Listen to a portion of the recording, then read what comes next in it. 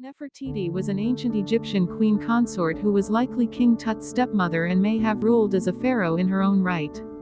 She lived during the 18th dynasty during the 14th century BC, but the years of Nefertiti's birth and death are not certain. She was the wife of Amenhotep IV, who later changed his name to Akhenaten, a pharaoh who unleashed a revolution that saw Egypt's religion become focused around the worship of the Aten, the sun disk. He built a new capital city called Akhetaten in modern-day Amarna that had temples dedicated to the Aten. Nefertiti's name translates to, "a beautiful woman has arrived." There's no direct lineage to her parents, but she did have a younger sister named Mutnojmet. Nefertiti bore 6 daughters within the 10 years of her marriage. The elder 3 was born at Thebes, the younger 3 at Akhenaten Armana. 2 of her daughters became queens of Egypt.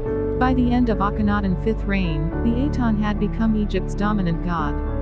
Nefertiti continued to play an important religious role, worshipping alongside her husband and serving as the female element in the divine triad formed by the god Aten. Her sexuality, emphasized by her exaggeratedly feminine body shape and her fine linen garments, and her fertility, emphasized by the constant appearance of the 6 princesses, indicate that she was considered a living fertility goddess. Soon after Akhenaten's 12th regnal year, one of the princesses died, 3 disappeared and Nefertiti vanished. The simplest inference is that Nefertiti also died, but there is no record of her death and no evidence that she was ever buried in the Amarna royal tomb.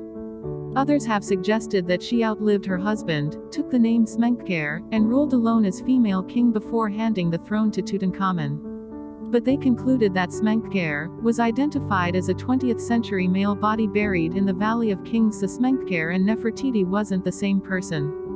Queen Nefertiti simply ceased to be a force in Egyptian history, but her memory lives on in sculptures, reliefs and eulogies.